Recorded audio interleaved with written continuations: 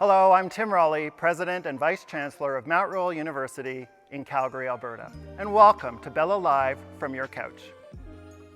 I would like to begin by acknowledging that Mount Royal University is located in the traditional territories of the Niitsitapi Blackfoot and the people of Treaty 7 in southern Alberta, which includes the Siksika, the Piikani, the Kainai, the Tsuut'ina, and the Îyârhe Nakoda. And we are situated on the land where the Bow River meets the Elbow River, and the traditional Blackfoot name for this place is Mohkinstsis, which we now call the City of Calgary. And of course, the City of Calgary is also home to the Métis Nation. I am standing on the stage of one of Canada's finest performance venues, the Bella Concert Hall. The Bella, as we affectionately know it, is the crown jewel of the Taylor Centre for the Performing Arts. The Taylor Centre, of course, was made possible by a generous donation of the Taylor Family Foundation with contributions from the City of Calgary, the Province of Alberta, and the Government of Canada. And it's located right here on our campus. I'm so glad that you're joining us today. This stage has been dark since the beginning of the pandemic, and I realize how difficult it has been for our community to miss out on more than a year of live performances. As home to the Mount Royal University Conservatory and the Taylor Centre concert season, the performing arts are so important to us here at Mount Royal. We may still be virtual today, but Bella Live from your couch is one step closer to the return of in-person live performances that we all love. There is indeed light at the end of the tunnel, and that light brightens our stage today. I look forward to seeing you all at a show in the Bella as soon as we can. Until then, take care and enjoy the fantastic performances we have planned for you.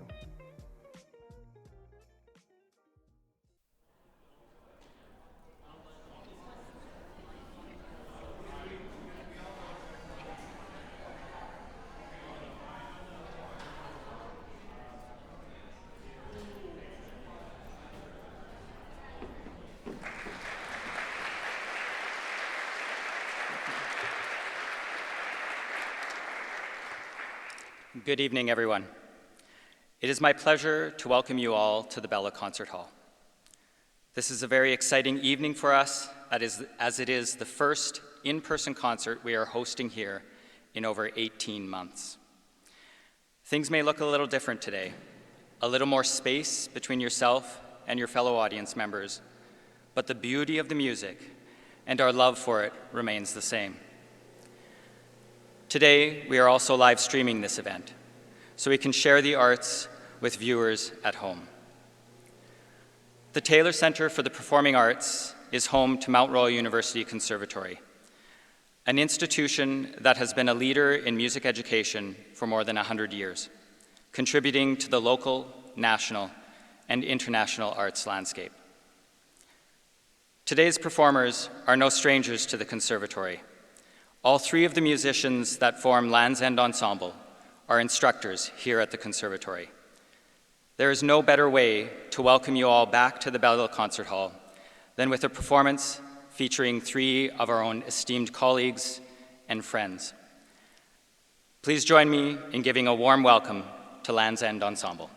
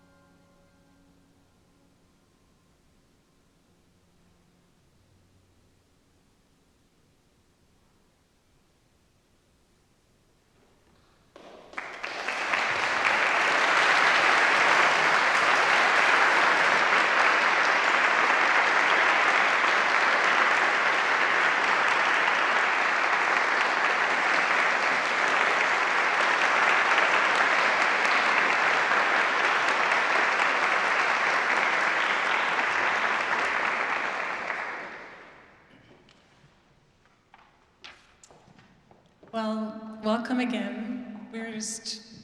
It's really exciting. It's a great feeling actually to be back on stage and to have you all join us and sharing music tonight. The theme is quite reflectant, I would say, given the day, but yet also powerful. The piece we just played is called The Moon and the Stars, written by Darren and Chetta. Darren is a Calgary composer. We thought it was a really beautiful way to start the evening, thoughtful and mood-setting, and evoking the vastness and the beauty of the night sky. And Darren wrote this piece in 2020 as a collaboration between the End Ensemble and University of Calgary's composition program. Darren, we love your piece. It's really special. We are going to now play a piece of music by perhaps Canada's most decorated, adored, and admired female composer, Alexina Louis. She wrote this piece in 2020 or 2020 called Out of the Night, Birdsong. And it was written part of another collaboration between the Land's End Ensemble and the Glenbow Museum, celebrating the exhibition and artwork of Sybil Andrews' work. And I think Alexina took a pretty good look at all of Sybil's life, actually. Didn't just choose one painting, but was inspired by all of her life, starting in the UK, eventually settling in Campbell River. And she chose something a little bit more pastoral themed and nature themed in her composition, and this is how she ends in her own program notes. She says, the tune concludes with the gentle serene flight of the swans and the beautiful sounds of bird calls echoing through the mist of Canada's beautiful west coast. So Out of the Night, Birdsong by Alexina Louis.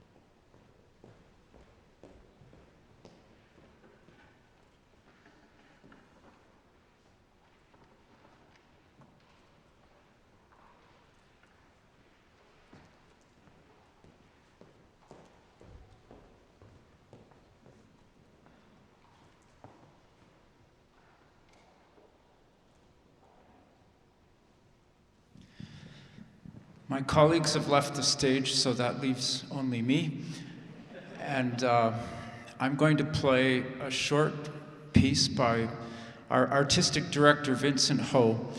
It's called Snapshot, Claudia, age 8. Claudia is his daughter, and it's a lovely little piece depicting her carefree spirit.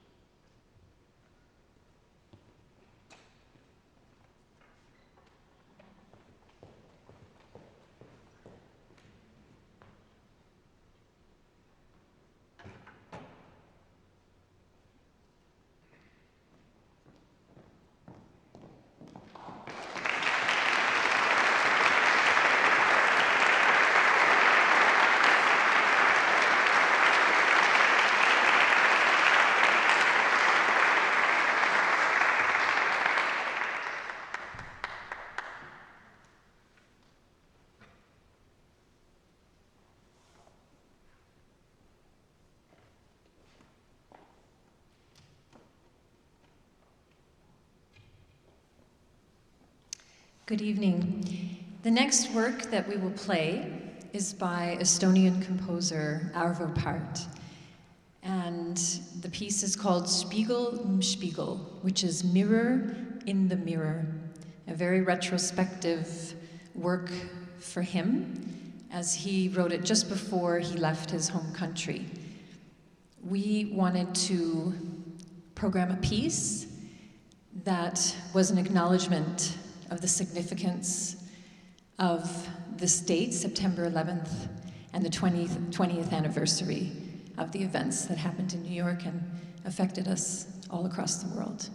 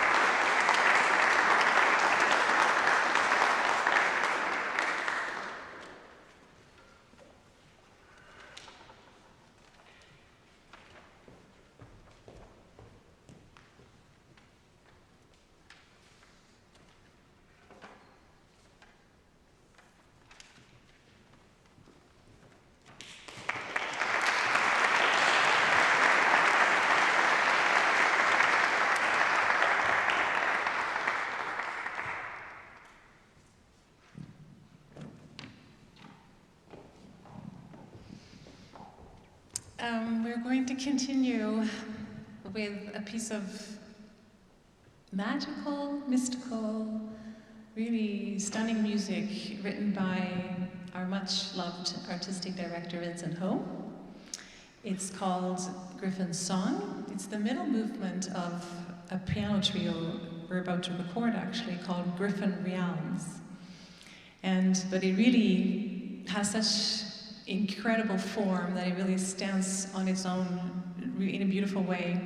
It starts with a really lyrical duo between the two string instruments and eventually culminates in a really passionate moment before it goes into the second phase of the piece, which is where the piano takes over and creates this fantasy/improvisatory filigree. It's really, really stunning. It's a little bit like almost like a cadenza. And that, in turn, brings it into the third sort of sweep of the movement. And you will hear that by this beautiful chorale coming from the string instruments. And they are sort of emerging in and out of the piano rhapsodic elements. So the chorale emerges a little bit like an old faded memory in a way. And it all ends very tranquil and peaceful. And after that, we're going to completely switch tracks and jump into a piece written by Vancouver composer Jocelyn Morlock. It's called Speedway. So it's the total opposite of what we would have just played. And this was also in that collaboration between End Ensemble and the Glenbow Museum for the Sybil Andrews exhibition. And Jocelyn chose this painting, I believe, called Speedway, and she describes this as people racing around on motorcycles, trying to take corners pretty much horizontally and right at the brink of out of control. And she writes in her program notes that the music is similarly dangerous for the performers. Speedy, aggressive, with lots of twists and turns, occasionally making a brief stop, a complete halt, but then races back to life as soon as humanly possible. So, two completely contrasting works coming your way. First, Griffin's Song by Vincent Ho, and then Speedway by Jocelyn Morlock.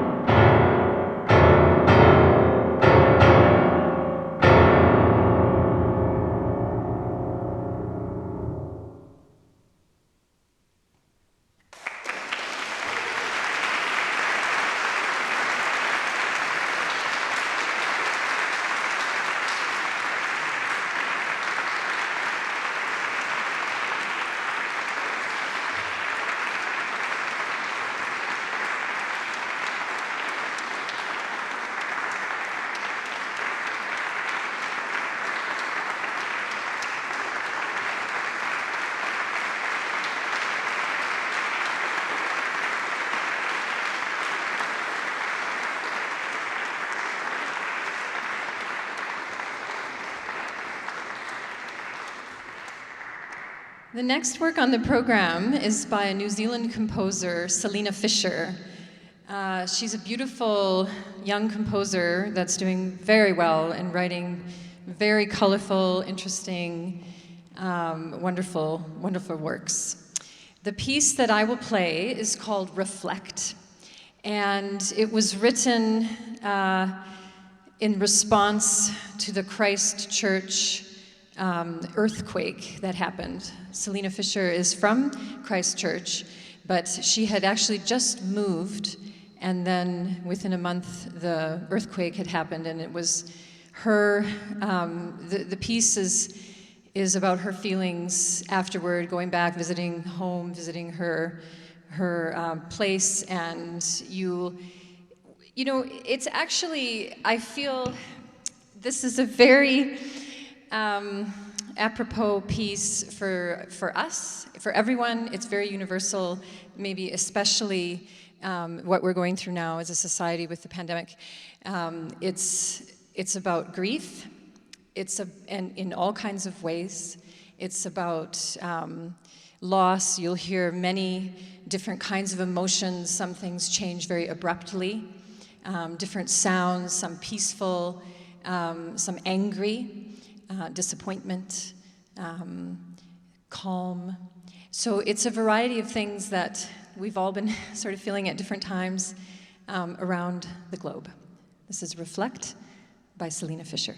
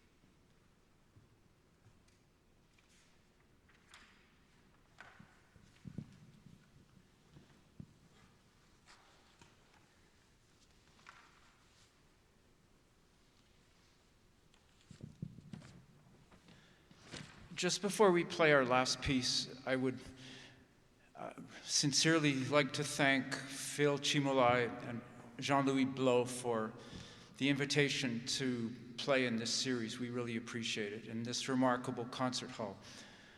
Also, many thanks to the stage team, Devin, Mike, and Brent. And I think there may be one or two others. I'm sorry, I don't know all of them. I wanted to remind you that at the end, we will come back on stage for a question and answer session with 3 of tonight's composers and also moderator Brad Mahon.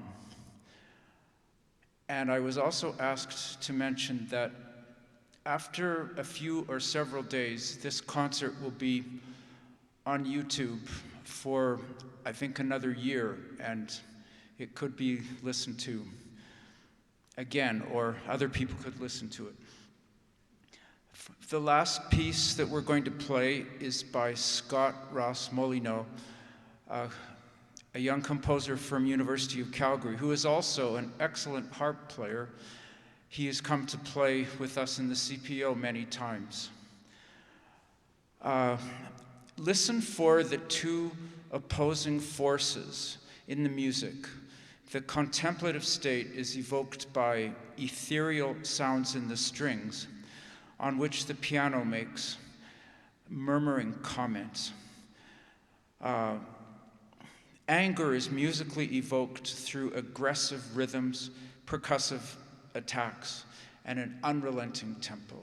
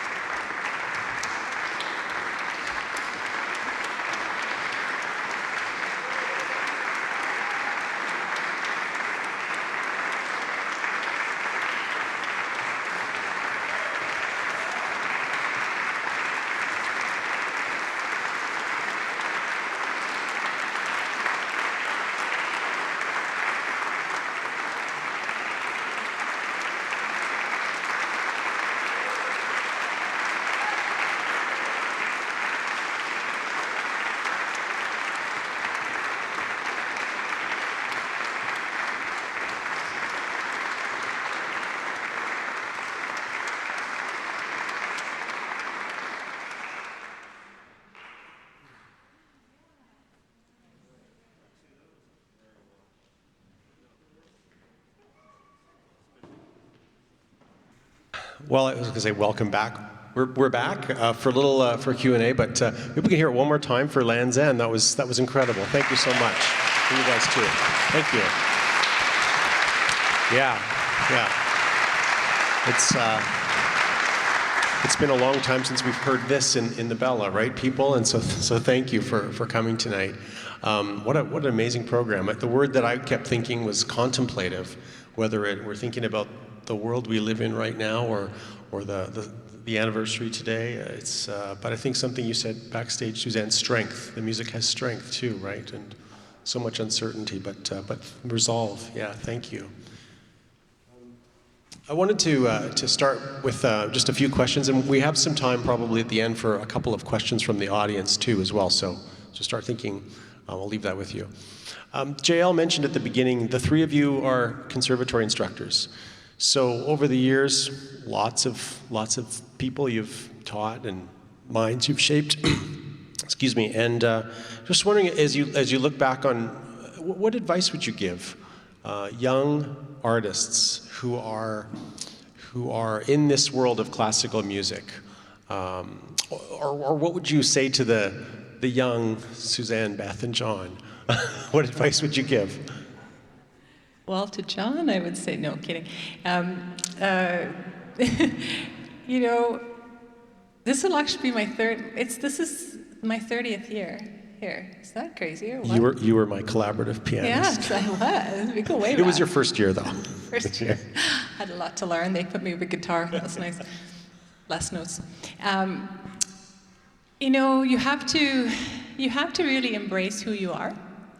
You have to be patient, I think. There's a lot that goes on when you are training a musician, and brain speed and body speed are two entirely different things. So I think patience in learning your craft, thinking a lot more like an athlete, understanding how the body works, less willpower sometimes in technical things, and really embracing as much music and musicality as you can away from your instrument, I think is also really, really crucial. You dance, you sing, everything is really based from what the voice can naturally do. If you integrate that early on, it'll be much easier to eventually express yourself. But patience, I think, is the big. It takes a long time. We're lucky in that way as musicians. Athletes are different. You know, their careers will run out for various reasons. But we can have this amazing longevity life as musicians, and what a gift that is. And that's why we're still so passionate about it. You know, and we're lucky. But patience is a big thing, I think. Yeah, very well said. I would add to a young person, you know, absolutely follow your heart and feel your perseverance for sure, and study for as long as you can, which turns us all into lifelong learners. That's the best kind of musician that I think you can be. Absolutely. I think they've covered it pretty well. I play an orchestra instrument, and a lot of my living has come from playing in orchestra, and I would have been helpful for me to start learning the orchestra repertoire earlier. It got pretty tense sometimes. I got through it, but as early as possible and as much as possible. I think also learn as much as you can about recording technique and electronics. I know the technology keeps changing, but there's so much to learn, and sometimes it's been a handicap not knowing enough. The other thing is like mindfulness, the spirit of music making, and the psychological journey to trying to be a performer and a teacher. It's very complex, and most of us just have to figure it out as we go along. Maybe there's no other way, but maybe a few guideposts earlier would have helped.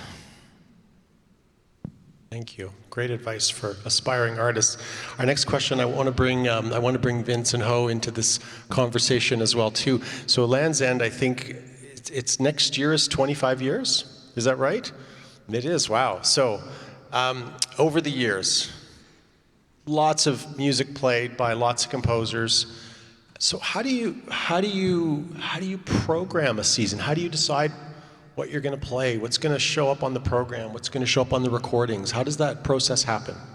I have no idea because every year is going to be different. Every year is going to be a different set of challenges, different set of parameters, different set of emerging talents that we discover from all over, especially now that thanks to the wonders of the internet that everything is going online, you discover so many wonderful voices from all over the world, and it's just almost overwhelming.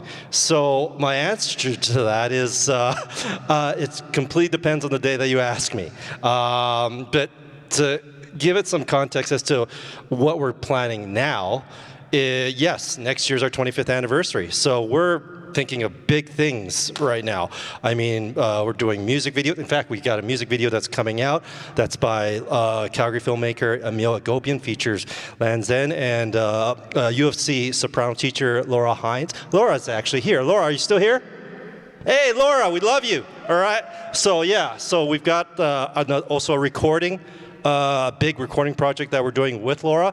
I won't say what that entails because it's going to be a big surprise. It's a big project. It's going to be out about a year or two from now. And we also are planning to bring back some of our past collaborators, one of which was Evelyn Glennie. So we're in discussions of bringing her back for our 25th anniversary season. So I guess what I'm trying to say is that we try to put in as much creativity into our programming, into our projects, into these ideas, and we just see what happens. We just see where it leads to. We see who we meet, collaborators like Laura, Ellen Glennie, and composers like Scott and Darren, and we just roll with it and see where it takes us. It's a very process-oriented approach, and it's one that allows us to grow. It's not a process where we say, oh, we're going to do this in 5 years and we're going to stick to it, because then there's no opportunity for us to discover new things along the way. So that's, I guess, the approach that we take. Very, very process-oriented, very, well, let's see what happens kind of a thing. So. Thanks, Vince. And then we'll ask you tomorrow as well, too. Or was that? We'll ask you tomorrow, see what the answer's like. Okay. Kickin' It 2.0 has been submitted for Grammy nomination. The Junos, you've got a couple of Juno nominations. You've got a couple of Western Canadian Music Awards. So these accolades, what do they say about the state of new music? I would say that the state of new music is flourishing, actually. And it's really wonderful to be able, I think the three of us, I maybe can speak for my two colleagues, we feel very strongly that to breathe life into a new piece of music that has never been played is so important. And it's not an easy process. It's often very difficult for lots of reasons. Sometimes it's a new language, actually. The writing can be something we don't understand, and it can take us a long time before we feel we've done it justice. But it's really worthy work. It's very important, and it defines our culture. It helps to define our culture today and tomorrow. Well said. I wanted to ask a question for Darren and Scott. So when I was in university, I play guitar, and I wrote a piece for guitar for my composition class, and I played it. And the professor said to me, Brad, Mozart has nothing to worry about. I got a B.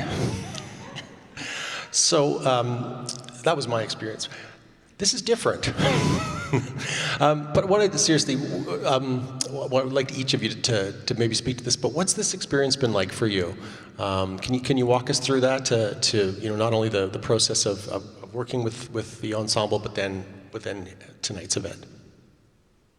For me, I know it's been a very surreal experience, because I remember like going to a bunch of concerts and being like, I want my piece played, or I want my music played by people. But like, that always seemed like some sort of like pipe dream to me. But like, to be honest, like I don't even know how I got on stage here. It's like,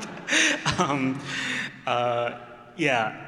so it's been very surreal. Like I can't believe this is happening. Like of course, like I'm very happy about this and everything. But like I can't even believe I'm on this stool right now.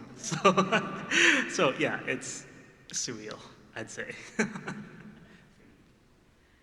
I actually started writing on guitar as well, so, but more I felt like I felt yeah, that. yeah. That's why you're sitting next Yeah, to me. Yeah. well, heavy metal guitar, punk guitar, that kind of thing, and I'm also a harpist. And then one day I was like, well, maybe I should just try and write something for the harp. And then that, I guess, somehow led me here, also onto this stage. This process of working with Land's End has been really incredibly, it's helped me explore my creativity a little bit more. With some projects, when you get them, you have to work within certain parameters and bounds. And with this one, they really pushed us to explore lots of different sounds and the full palette that's possible with the piano trio. So I'm really grateful for that experience to sort of explore new sounds. And I'm sure all of you were able to explore many different sounds tonight because there's so much richness in the music from the concert tonight. Thank you. Vince, I want to put you on the spot a little bit. With Scott and Darren, I mean, this is sort of a newer experience for them. Does it ever get old? No, because you're asking a guy that who's like, well, just recently turned 46, who still considers himself as an emerging composer. So that's my general approach, is to approach everything as if it's something fresh and new and something new to discover. Maybe that's my advice to all young composers, is to try and always think like an emerging composer, so that way you can maintain that sense of wonder, that childlike sense of wonder, excitement, and optimism, and there's lots of possibilities. So for me, it never gets old. That's what makes me, every day get up and say, all right, let's see what I'm going to be doing today. I'm really excited. I get to work with great people, great talented people that inspire me, that keeps me, keeps my, as you can tell, keeps my energy going, keeps my creative thinking going, and it just fulfills me in so many ways. So, thank you. At this time, I'm wondering if there's any questions from the audience. And we didn't practice how to do this, so I'm going to put my mask on and maybe come out, which we're calling improvising. It's a musical term. But does anybody have a question for Land's End?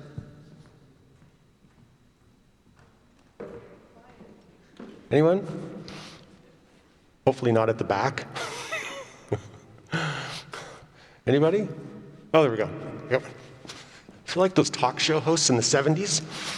What's your question?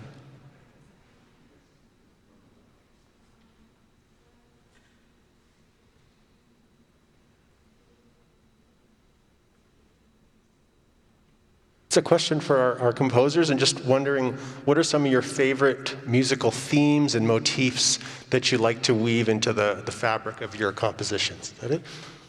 Thank you.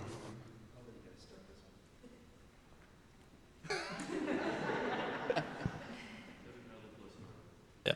Heavy metal plus harp, that sounds good. I like that. I actually watched a video on YouTube with distortion harp. Pretty cool. Anyways, I'm kind of obsessed with an interval, actually, a major seventh. So it's kind of shows up in all of my works. It's not really a theme from something else, but yeah, I just have a weird attachment to it. I got a weird attachment to a certain chord, actually. Can I play it? Yeah, it appears so much in the piece that I wrote, but specifically this one.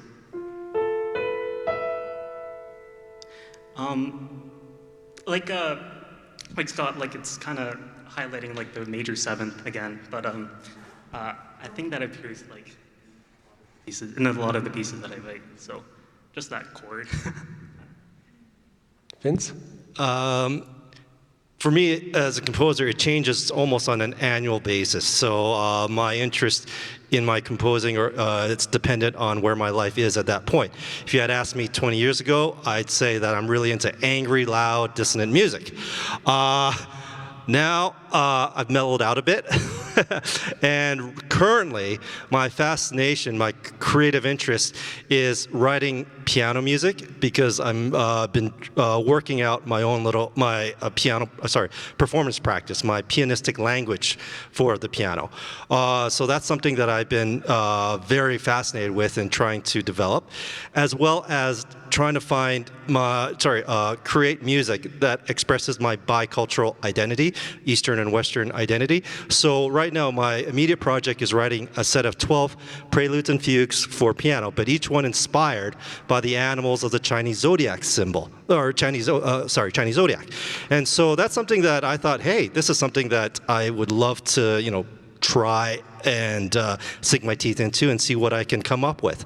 So that's my current interest, and we'll see where it'll take me next year. Thanks. We probably have time for one more question. There's another one? Yes, sir. Sure. They're gonna destroy this microphone at the end of the night. I've been all over it, so it's probably.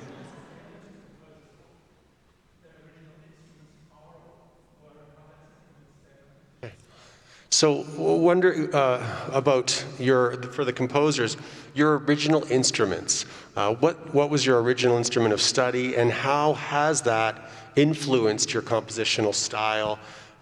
Something like that? Did I get it? Okay. My original instrument is, I guess, I'm a harpist. So I started on piano, but that's because I wanted to learn the harp. I wanted to learn the harp when I was 6. My mom was probably just like, why doesn't he want to play with trucks or something? Like, come on. Anyways, so I'm a harpist, and I'm also like an electric guitarist. So I think that in the piece actually tonight, you can kind of hear those two influences coming out. There's some more like heavier sections that are much more rhythmic, inspired by electric guitar playing, and then other sections which are much more like fluid and resonant, and that comes from my harp playing. I'm a pianist, and I feel like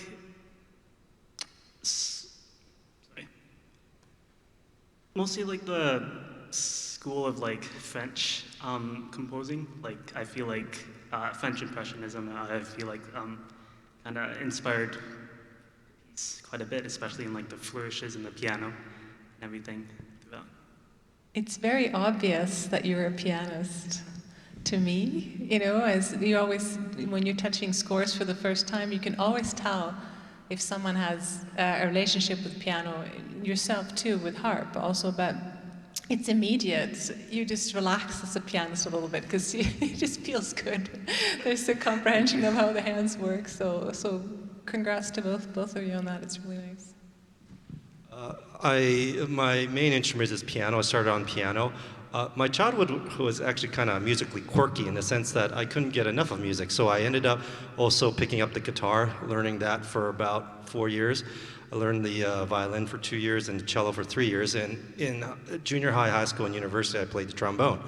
But piano was my main instrument. In fact, originally I wanted to be a pianist. I wanted to be the next Glenn Gould, like all young pianists. Gradually, I gravitated to composing. There's something about the creative, like putting together, I guess the process of creating a work that fascinated me and allowed me to bring together my constructive mindset and my expressive mindset together. Now, when I compose, I guess depends on the piece I write. A lot of times I will fall into maybe my trombone mind and I play loud chords, or I would play something that's very harmonically driven that reflects the guitar experience that I've had in my youth. So that's why I say it's rather quirky in the sense that I've got this hodgepodge of all these experiences that come to me during the process of composing a work that is very intuitive, it's very subconscious. I don't really think about it. It just happens in the moment. Thanks very much.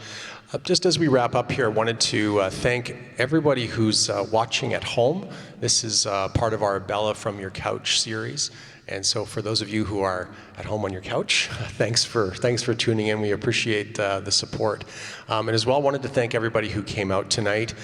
We made 100 tickets available tonight, hashtag safety first. And, small but mighty is the crowd. So enthusiastic, and appreciate the support, and thanks. Your applause filled the hall, and so that was great. And one more time, please, for Land's End.